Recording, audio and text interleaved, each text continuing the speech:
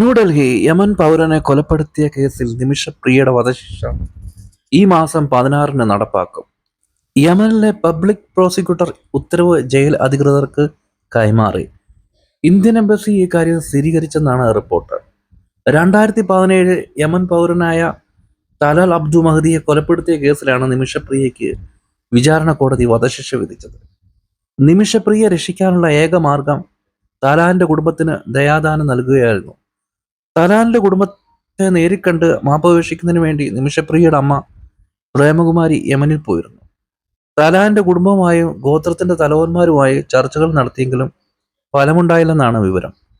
വധശിക്ഷ ഒഴിവാക്കാനുള്ള നിയമപരമായ വഴികളെല്ലാം അടഞ്ഞതായും സനയിലുള്ള തലാലിന്റെ കുടുംബം മാപ്പ് നൽകുക മാത്രമാണ് നിമിഷപ്രിയയെ രക്ഷിക്കാനുള്ള ഒരേയൊരു വഴിയെന്നും മനുഷ്യാവകാശ പ്രവർത്തകൻ സാമുൽ ജെറോം പറഞ്ഞു. ഇതിനായി തലാലിന്റെ കുടുംബത്തെ നാളെ കാണാൻ ശ്രമിക്കുമെന്ന് അദ്ദേഹം വ്യക്തമാക്കി. തൊടുപുഴ സ്വദേശി ടോമി തോമസിന്റെ ഭാര്യയാണ് നിമിഷപ്രിയ. നേഴ്സായി ജോലി ചെയ്യുന്നതിനിടെ സ്വന്തമായി ക്ലിനിക് തുടങ്ങാൻ സഹായ വാഗ്ദാനവുമായി വന്ന തലാൽ അബ്ദു മഹദി പാസ്പോർട്ട് പിടിച്ചെടുത്ത് ക്രൂരമായി പീഡിപ്പിച്ചതിനാലാണ് കൊലപാതകം നടത്തിയെന്നാണ് നിമിഷപ്രിയയുടെ വാദം. അവിടെയൊക്കെ പറഞ്ഞ ഈ 9 വയസ്സും 10 വയസ്സുള്ള കുഞ്ഞു പിള്ളേരെ വരെ കല്യാണം കഴിച്ചു കൊടുക്കുന്ന നാടാണ് ഈ യമൻ എന്നൊക്കെ പറയുന്നത്, സന എന്നൊക്കെ പറയുന്നത്.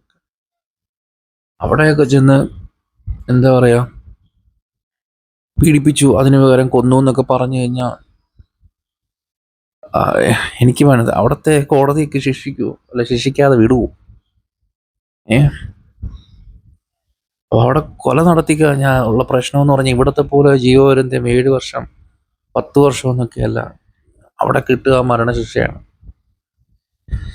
ചില കാര്യങ്ങളിൽ നമുക്ക് പല ക്രൂരന്മാരെയും ഇങ്ങനെ വധശിക്ഷയ്ക്ക് വിധിക്കുന്നതൊക്കെ കാണുമ്പോൾ ഹായ് ഇവിടെ വന്നാൽ അത് കൊള്ളാമെന്ന് തോന്നും. പക്ഷേ നിരപരാധികൾ പെട്ടുപോകുമ്പോൾ നമുക്കത് ഇവിടെയൊക്കെ ആ ശിക്ഷ ഉണ്ടായിരുന്നെങ്കിൽ പേടി തോന്നും.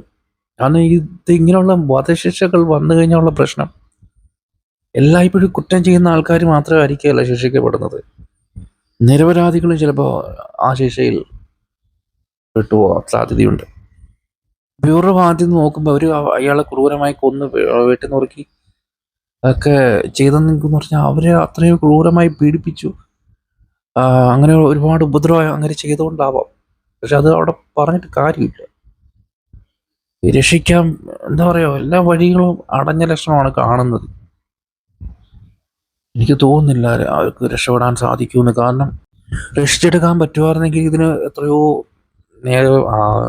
നേരത്തെ ആകാമായിരുന്നു.